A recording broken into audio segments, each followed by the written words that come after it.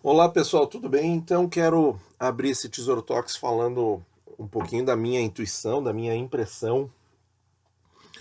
Já tinha falado isso há uns dias atrás, fora momentos de muito estresse no mercado. Então isso aqui é um gráfico de 3 meses, tá? Do DI Futuro para 2027, que ajuda a compor as taxas dos IPCAs longos. Nós temos também o 29, que tem bastante liquidez, e o 31, que tem muito pouca liquidez. Acho que ele, francamente, nem é usado. Então, aqui em março, gente, as duas primeiras ondas de, de crise, de pessimismo no mercado, que foi com a eclosão assim, do problema de saúde pública mais intenso no país. Aqui, 24 de abril, foi a saída do ministro da Justiça. Então, foi outro momento assim de muito estresse do mercado. E agora, gente, ali ó, girando de 7,3% a 8% no DI futuro, e a gente tendo aí feriado pela frente. Aqui nós já tínhamos, um pouquinho antes do dia, acho que foi dia 11 de maio, um pouco antes, quem se lembra melhor me corrija, por favor, o, a questão da quarentena em São Paulo, no estado de São Paulo, que foi prorrogada até o dia 31. Então o mercado já tinha o conhecimento dessa informação, né, até o dia 31 de maio. Então, uh, a nossa impressão sempre foi que a taxa vai ficar girando em torno de 7,5 no DI futuro por algum tempo, tá? Eu acho isso mais, estou cada vez mais firme nessa opinião, nessa impressão, porque agora a gente está vendo aí uma série de feriados no centro financeiro do país. Embora a bolsa continue, eu acho que ela vai andar de lado. Acho que essas taxas aqui vão continuar assim, andando de lado, certo? Quer dizer, não sobe nem desce, ou oscila dentro dessa margem aqui muito pequena. E para modificar isso, pessoal, eu acho assim, ó, somente uma coisa. Vocês sabem que o mercado antecipa, ele gosta de antecipar tudo, né? Os investidores, especuladores, enfim, agentes de mercado de forma geral, eles gostam de se antecipar às tendências. Então, quando firmemente o Brasil tiver atingido o pico da doença e começar a ser inequívoco, sem dúvidas, tá? Sem dúvidas, não tem mais dúvida de que atingiu-se o pico e que a curva entrou na fase descendente e a gente não atingiu isso ainda. Aí sim, o mercado vai se antecipar a algumas melhoras, né? Que também a gente também não pode ir muito longe nessa ideia, porque a gente está vendo aí balanços, está vendo resultados que o IBGE divulga sobre a atividade nos diferentes setores da economia e a gente está vendo que os números estão vindo ruins, né? Bom, mas pode haver um ligeiro otimismo na medida em que a gente passar pela fase crítica da doença. Aí, pessoal, vem aí os modelos matemáticos e tal. Eu até trouxe uns dias atrás aí um modelo que eu julguei muito bom. E talvez por ser bom ele tenha que ser modificado mesmo a cada 12 ou 24 horas. Mas ele estava dando ali uma impressão de que a gente estava perto do pico e isso não se confirmou, infelizmente, né? Então também fica aí questionável, né? É muito questionável usar esses modelos matemáticos para eventos biológicos. O da Universidade de Genebra, que é o que eu abordei no canal uns dias atrás, perdeu completamente a validade do que eu analisei ali. Mas isso é um exemplo, né, de uma universidade de prestígio, né? E isso vale para todas as previsões matemáticas em termos de eventos biológicos, né? Vale para o Imperial College of London, vale para o de Singapura. De Singapura, inclusive, retirou os gráficos, né? Não está mais publicando. Por quê? Porque tem o erro, tem a margem de erro e as pessoas não entendem, né, que essas previsões estão fadadas ao fracasso na maioria das vezes, né? Então, assim, mas o mercado pode ser que se oriente por alguma coisa desse tipo, né? Mas, assim, o que dá para afirmar com certeza é que passando a pior fase, e alguns estão dizendo que vai ser só daqui a um mês no Brasil, né? aí sim, acho que o mercado pode reagir de forma otimista. Até lá, eu acho que vai ficar girando aqui sem ter muita novidade, tá, pessoal? Agora vamos para os... Isso é minha opinião, minha impressão do mercado, minha intuição, como eu falei no comecinho, tá? Não é verdade sacramentada. Pode mudar. Daqui a um dia vem fato novo, vem alguma novidade. Isso muda com certeza, tá? Agora vamos para as perguntas de vocês. O Park, aqui embaixo, né? Na parte de baixo da tela, comenta o seguinte: que ele comprou o Pré-23 lá em 2017. Oh, legal, hein? Parabéns que você segurou o papel aí com várias oscilações, né? Estou acompanhando e gostaria de uma palavra tal. Penso que quando o papel chegar próximo a R$ 1.000, que é o valor nominal, é o valor do vencimento, né? Vendendo antecipadamente, comprar outro papel, aproveitando os juros de agora, ou ir alocando, provavelmente PCA com juros. Esta forma de raciocínio está correta? Está, Park. E essa ideia eu divulguei assim alguns meses atrás aqui no canal, que é o seguinte. Inclusive eu já vou dar o atalho, tá? E quem tiver mais tempo, quiser se aprofundar melhor, vê lá na nossa lista, venda antecipada, faça correto, faça corretamente, que é o seguinte: quando um papel, seja ele qual for, tá? Prefixado com juros, IPCA, IPCA com juros, menos o Selic, tá? Quando esse papel, a gente sabe que nos últimos 2 anos, quando o Tesouro tira ele do rol de negociação, a taxa dele vai sendo adequada à realidade do mercado para cumprir o contrato, ou seja, pagar no vencimento exatamente IPCA mais inflação, ou exatamente os R$ 1.000 dos prefixados, etc. Tá? E isso aí a gente observa, claro que tem a influência das taxas do mercado, a gente observa, por exemplo, o IPCA com juros semestrais de 2020, papel que está fora do rol há bastante tempo, vai vencer agora, daqui a 3 meses em agosto, chegou a ter períodos aí no começo do ano com taxa negativa.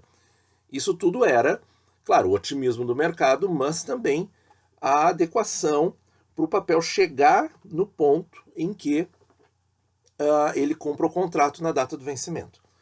E aí o que o Park pergunta aqui é o seguinte: quando chegar perto do máximo, ou seja, o que ele está pensando? Ele está pensando que ficar, por exemplo, se o papel chegar aí a R$ 950 e faltarem ainda 2 anos para o vencimento, então ele vai render aí menos de 5% nesses 2 anos.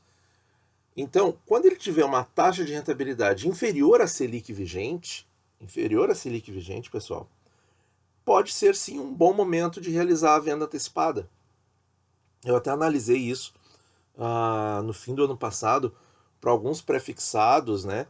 E a gente viu ali que estava bom de vender pré-21 antecipado, pré-22 eu deixei na dúvida, e o pré-20 lá em meados de 19, na metade de 2019 ele atingiu esse nível em que ele ficou bem abaixo da Selic e valia a pena vender antecipadamente para comprar um papel com mais juro, com mais risco, com mais prazo, enfim. Mas é uma forma que eu acho muito legal de você movimentar a sua carteira, né?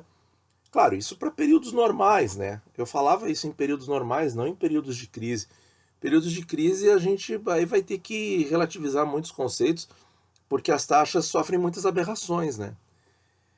Inclusive a taxa Selic, né? Tem muito questionamento sobre se a Selic fica em 3, vai para 2, vai para 1,5, né? Muita especulação nesse sentido. Então, muita irracionalidade no mercado. Então, eu gosto desse sistema. Mas não é obrigado, viu? A pessoa pode ficar até o vencimento, tudo sem problema. Mas é essa a ideia, tá?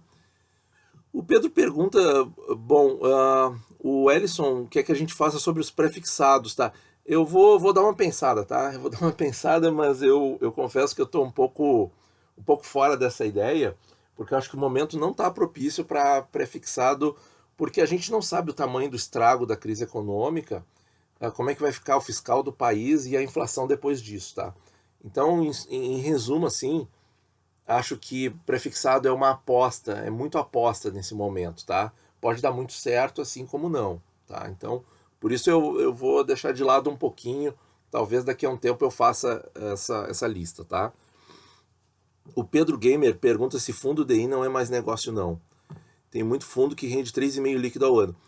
O problema, Pedro, é que o problema das generalizações, né?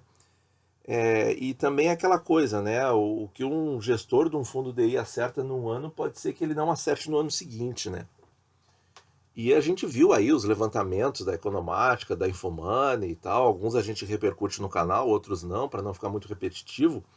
Mas a gente observa que tem fundo DI aí com rentabilidade negativa, o que é realmente um absurdo. Então, movimentos completamente equivocados dos gestores, né?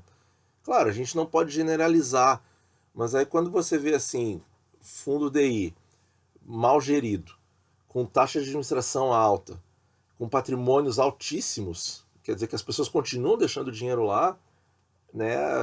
E esses patrimônios muito altos realmente significam isso, quer dizer que a maioria das pessoas do mercado está deixando dinheiro nesses fundos, né? Tem lá no site do Infomoney, é só procurar. Então, assim, ó, tem que escolher muito a dedo, né? Tem que conhecer o gestor, tem que conhecer a teoria dele, tem que ver os comunicados, tudo, tá? Tô falando mais em termos genéricos, assim, e um fundo DI não era para ter isso, né? Porque é só seguir o DI. Mas tem que ver ali, de repente, o fundo DI tem ali uma parcela de 5, 10 ou 15% que ele pode se alavancar, que ele pode alocar em ativos de mais risco, e aí pode comprometer a rentabilidade total.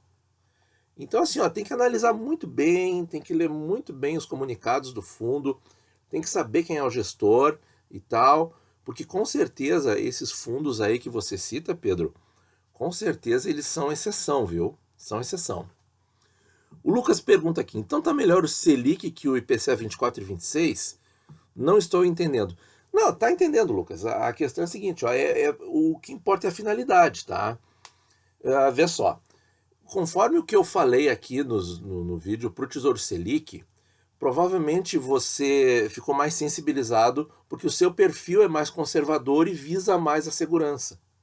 Então, se o seu perfil é mais conservador e não pode passar por uma oscilação no patrimônio dentro da carteira, aí o Selic é muito melhor. Então, se você ficou mais sensibilizado, achando até que o Selic é melhor, é porque o seu perfil é para isso. Então eu diria que, para o seu caso, provavelmente sim. O Tesouro Selic seja melhor, certo? Porque é mais seguro. É só isso que eu falei no vídeo, certo? Agora, quanto à questão de rentabilidade, qualquer Tesouro IPCA ganha do Selic. Porque você veja bem, no vídeo que eu publiquei hoje de manhã, o que eu mostro ali? Que pela projeção do Focus, o Tesouro Selic vai ter ainda, né, 0,6%, 0,8% acima da inflação, né? Pela inflação projetada. Aí 0,6, 0,8, né? Aí se descontar a taxa de 0,25, fica menos ainda, né? A taxa B3. Então assim, ó, você vai ter essa rentabilidade aí, IPCA mais 0,6 ou mais 0,8%. Seria essa a estimativa. Você pega o IPCA 26 com o IPCA mais 3,3, como é que o IPCA 26 vai ser... Como é que o Selic vai ser melhor que o IPCA 26? Porque o IPCA 24 já está fora do rol. Não tem como em termos de rentabilidade. Mas o que acontece com o IPCA 26? O IPCA 26, ele oscila a taxa. Se daqui a pouco a crise se aprofundar de uma maneira muito mais intensa, e a taxa for para 5% ao ano, aí o preço vai desvalorizar e vai ficar muito tempo com uma rentabilidade negativa no papel, né? Então é isso, tá? Em termos de rentabilidade, os tesouros IPCAs sempre são melhores que o Tesouro Selic, tá? Mas eles têm mais risco. Se você ficou sensibilizado pela mensagem e achou que o Selic é melhor, é porque seu perfil é conservador, certo? Então dá uma pensadinha nisso aí, que eu acho que eu tô pegando bem o espírito do que tu quis dizer. O Léo coloca aqui pra gente, se a previsão da Selic para 2021 é 5,25, automaticamente a previsão para os prefixados e os IPCA sobem também? Como funciona? Então, assim, em termos de previsão, sim, viu, Léo? Mas a previsão, ela é muito influenciada por fatores assim de curto e curtíssimo prazo. Ela é muito influenciada por impressões, por intuições, por boatos, por coisas que não são facilmente mensuráveis, tá? Ainda mais o Boletim Focus, que pretende ser uma média do mercado, pretende ser um consenso, né? Tô colocando isso interrogado, tá? A gente sabe que é a mediana, né? Ou seja, são os pontos ali que separam a metade de baixo das previsões das metades de cima. Então separa os muito pessimistas dos muito otimistas e tenta pegar um túnel central. Isso é o Boletim Focus. Então, assim, tendo em conta que as previsões têm esse alto grau de volatilidade, de imprecisão e muito de intuição, a gente tem que filtrar muito, né? Tem que filtrar muito isso aí, tá? Então não é de maneira automática não, viu? Se a Selic tiver em 5,25, isso significa o quê, em primeiro lugar? Que o Banco Central perdeu o controle da inflação e teve que começar a aumentar forte. 2021 aí, mas não é 5,25 2021, vamos dar uma conferida. Tá aqui, pessoal, para 2021 é 3,5, tá? A meta da Selic prevista, certo? 5,25 vai para 2022, certo? E 2023, 6%, que eu realmente não acredito, tá? Eu acho que não tem como chegar a qualquer número em 2023, tá? Até porque o governo poderá ou não ter mudado, então é muito complicado essa previsão aqui, tá? Então 2021, 3,5. Bom, pessoal, tá aqui a previsão do Focus, né? Então 2021, 3,5, tá? 2022, sim, 5,25. Ano de eleição, né? Então tem que ver isso, né? O risco pode estar aumentado em 2022 por esse fator, certo? Mas 2021, 3,5. Então, voltando lá. Então, pensando assim, cenário em que o BC teve que aumentar a Selic pela inflação, aumentou a percepção de risco ou perdeu o controle da inflação, sim. Todos os IPCAs e prefixados aumentam as taxas junto, mas pode aumentar mais, viu? Não de uma maneira automática, mas de uma maneira exagerada, irracional, pessimista demais. O mercado tem muito disso, né? Então, pode sim, tá? E aí vai ter, realmente, né? Voltou a inflação, o Banco Central teve que aumentar a Selic, essa coisa toda. Vem aquela maré de pessimismo, o mercado vai reagir muito mal, né? Então vai ter um exagero no pessimismo, como o mercado sempre faz. O senhor mercado é bipolar, já ouviu essa frase? Pois é. Então, isso acontece e à medida que a inflação for sendo corrigida, as taxas se reacomodam nos novos patamares, tá? Mas não é de maneira automática, ela vai perseguindo com altos e baixos, mas vai perseguindo ali, entende?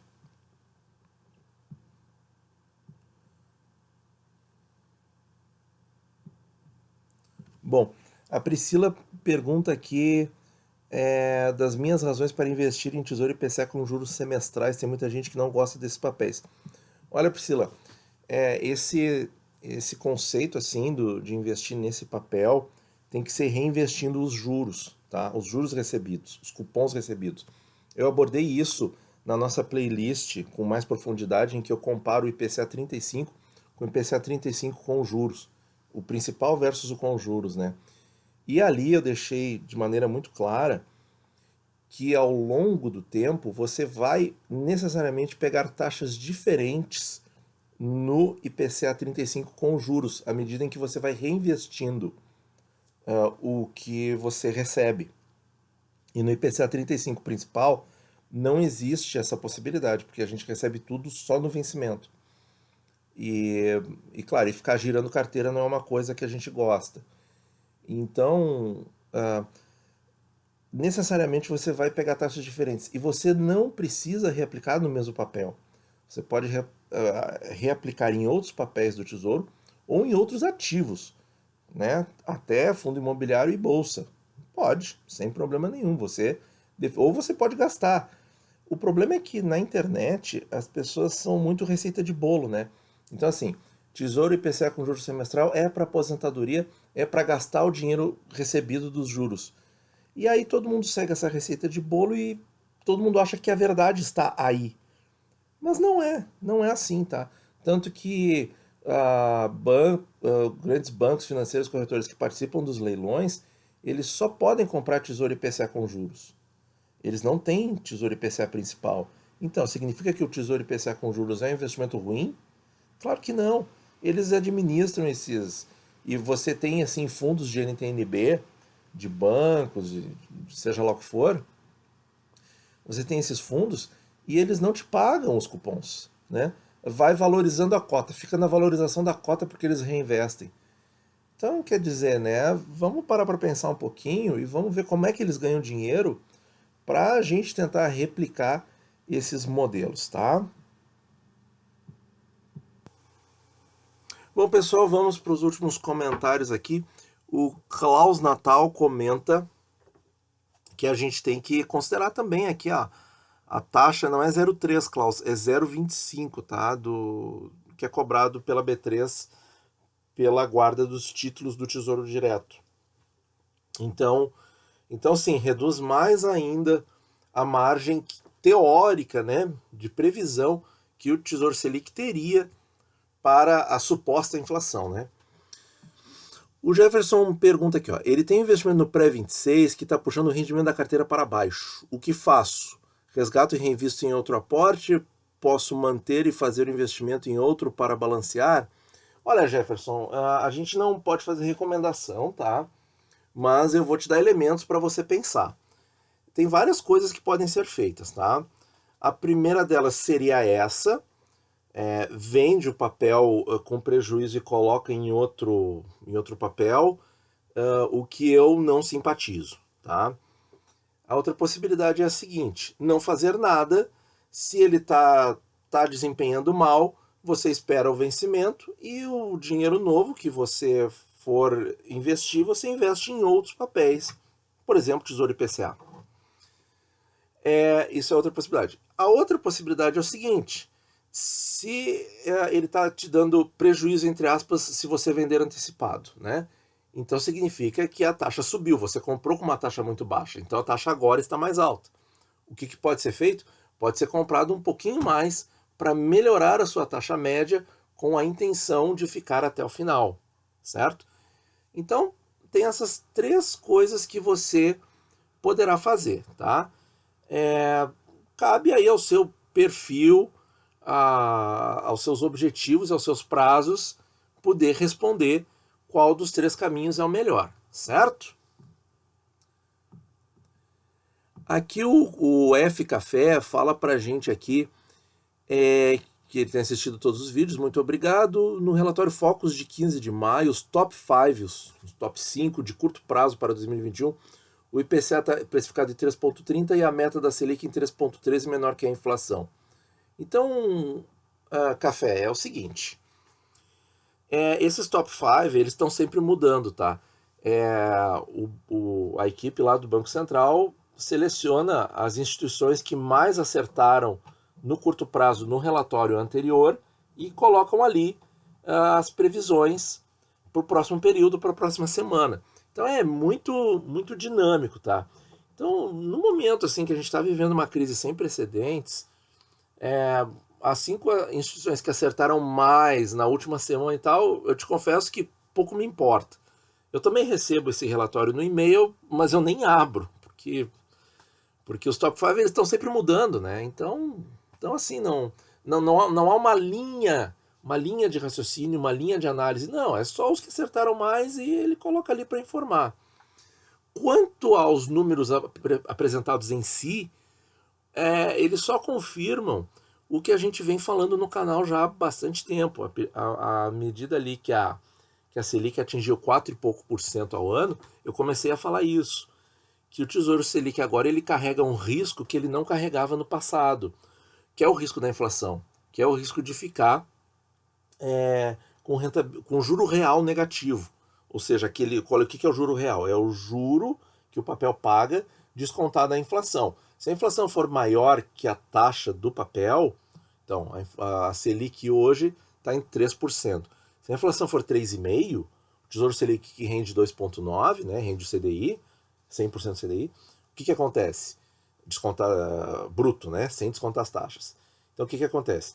Ele vai ter um juro negativo de 0,6%, por exemplo, se a inflação for 3,5%, a grosso modo, de maneira bem simplificada.